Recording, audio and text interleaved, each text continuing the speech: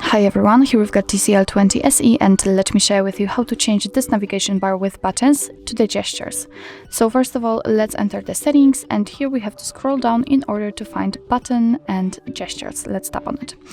Let's tap on system navigation, and as you can see here we've got the buttons which are right now applied. Here, if you will decide that you want to leave the buttons, you can change the position of the recent and the back button, you can switch them.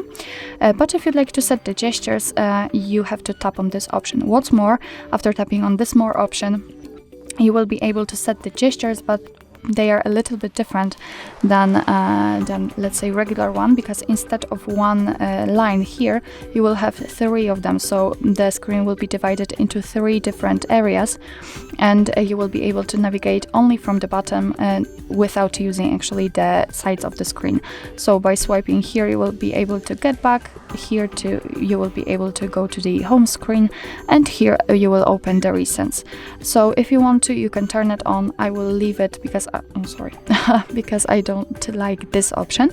Let's tap on this gesture navigation, and as you can see, it actually immediately changes. Here we've got the animation, which will show you actually how to use it, but of course I will show you also. So in order to get back, you have to swipe your finger from the side to the middle, from the left or from the right. It doesn't matter. I mean, just choose the option which is more comfortable for you.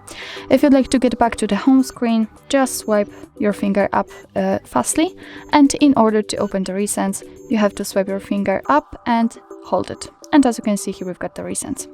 So actually that's all. This is how to change the navigation bar with buttons to the gestures in your TCL 20 SE.